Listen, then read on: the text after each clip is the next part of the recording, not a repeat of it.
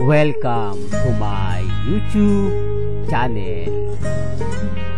Kung bago ka lang sa channel na to at true-blooded Aldab Nation ka, tama po ang channel na pinuntahan mo.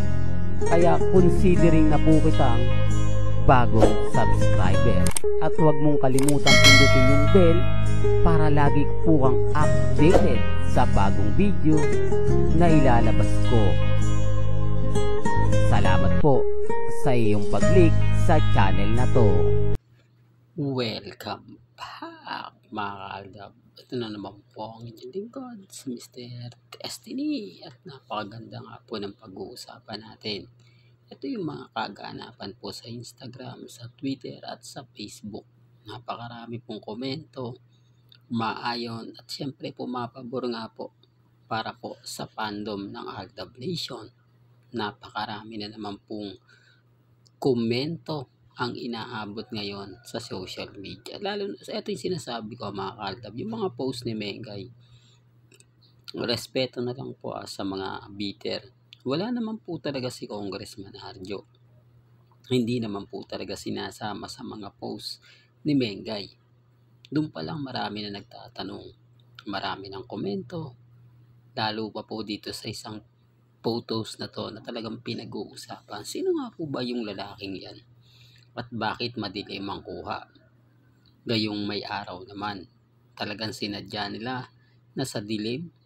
Well, common sense na lang po kung sino yan mga kaaldab. Pero sa mga Aldab Nation, alam po namin yan. Hindi po ba?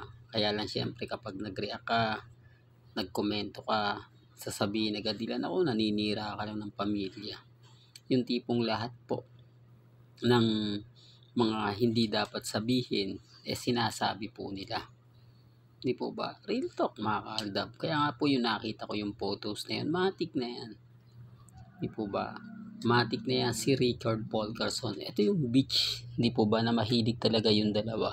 Sa beach matatandaan nyo naman po na kasama nga pa po sa Siargao, sina Daddy Bay, hindi po ba sina Risa, Angel, at sina Baby Teo. So, ang hindi lang po nila ngayon napupuntahan dahil sa dami nga po ng trabaho ni Alden Richards, yung Japan. Po ba? Pero ngayong sasapit nga po ang Christmas, isa po yan sa aabangan. Isa po yan sa titignan. Diba? Yun naman po yung maganda dyan Yun naman po yung pinakaabangan po natin. Ang pagbabakasyon ni Alden Richards. Siyempre yung mga bagay-bagay na masaya. Gaya nga po ng mga komento, lalo na po rito sa photos na to. Bakit nga hilig po nila mag-picture nang hindi nakikita yung mukha ni Ming? Hindi po ba kundi nakayuko, nakasomblero?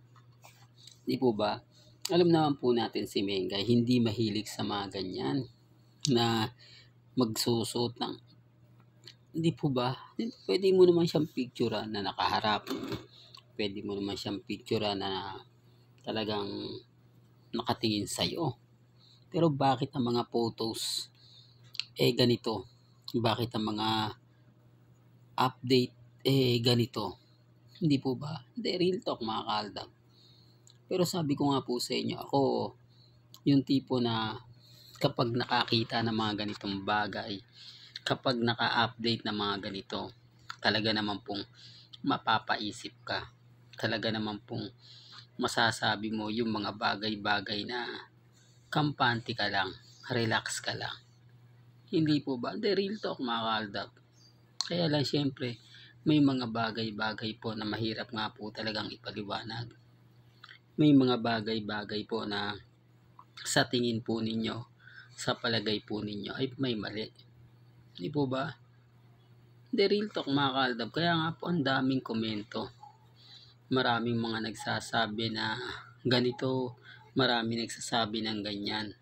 Ang kagandahan lang naman po lagi at paulit-ulit ko naman pong sinasabi na kumbaga kung ano lang po yung pananaw po ninyo, kung ano lang po yung paniniwala po ninyo, kung ano po yung sa palagay nyong tama, Basta ako mga kaldab, masaya po ako sa mga nakikita naman po ninyo, napapanood naman po ninyo, napapakinggan naman po ninyo.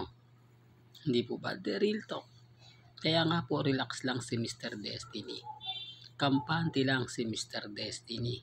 Kasi, kumbaga, andyan na tayo eh. Andyan na yung goal natin na ilaban.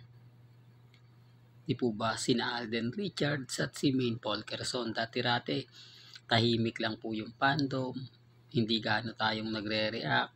Pero ngayon, atin na eh. Nag-aantay na lang po tayo. Etong mga cut din, main fanatics, kahit magsanib persa, wala na po. Di po ba? Kasi gaya ng sinabi ko nung weekend, walang paramdam, walang etc.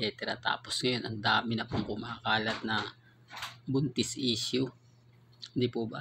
Na marami na naman pong artista ang kumbaga nagdadalang tao. Pagdating kay Mengay hanggang ngayon, wala pa. Tahimik lang, hindi. Kumbaga, hindi pa raw napapanahon, hindi pa raw po nauukol. Paano hindi mauukol? Kung magsasayaw daw si Mengay sa Itbulaga, talagang super, kumbaga, energetic. Kaya sabi nga po nila, pwede naman daw pong magbakasyon kung gugustuhin daw po ni Maine Polkerson. At kung sasabihan naman po siya ni Congressman Arjo at ni Mengay at ni Ibiang. Kaya nga sabi nila, bakit daw po si Ibiang tahimik eh. Hindi daw po makapag-react sa mga basher patungkol nga po sa issue na bakla kasi si Congressman Arjo kaya wala daw pong anak. Kaya imposible daw po yung sinasabi nila. Imposible daw po yung mga nagaganap at nangyayari. Hindi po ba? The real talk. Pero sabi ko nga po sa inyo, ako, relax lang po ako. Kampante lang po ako. Lalo na po ngayon na kahit papaano naramdaman natin. Kahit papaano, ito na yung mga bagay-bagay na pinakahihintay naman po talaga natin. Kaya nga sabi ko sa inyo, tayo yung wagi. Dating kakampi ng mga main at main fanatics si Ibiang. Ngayon nagmistulang bingi. Nagmistulang kumbaga binabaliwala niya na lang yung mga nagiging komento. Di po ba?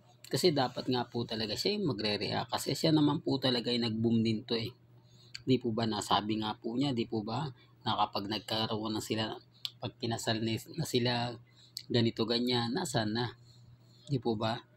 Tapos sasabihin niya, bigyan daw po ng kumbaga space yung mag-asawa. Hindi pa raw po. Common sense na lang po. Kinain po lahat niya yung mga sinabi niya nung una. Doon pa lang po mapapaisip na kayo eh. Nasaan na yung sinasabi niyang itatago niya? Nasaan na, hindi po ba? Nauna pa nga si Rhea eh. Sabi ko nga po sa inyo, magdadalawa na yung anak ni Rhea eh. Samantalang si Mengay wala pa. Hindi po ba? Real talk, hindi rin lang masabing hindi, buntis. Kasi, kumbaga, ano yan eh, inyo Master Joey De Leon, ibubulgar niya yan eh. Si Pauling nga, di po ba, binulgar niya, yan pa kaya. Sinasabi ko lang po yung totoo Bahala na po kayo kung ano po, yun sa palagay po ninyo. Basta sa akin, masaya po ako sa mga nababasa natin at napapakinggan.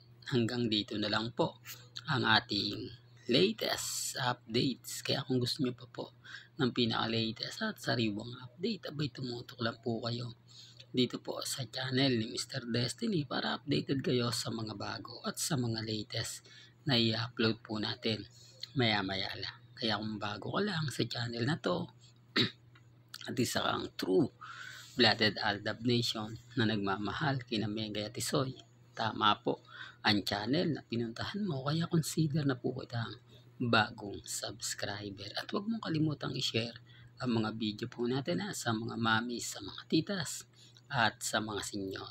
Hanggang sa muli, salamat po sa panonood at pakikinig.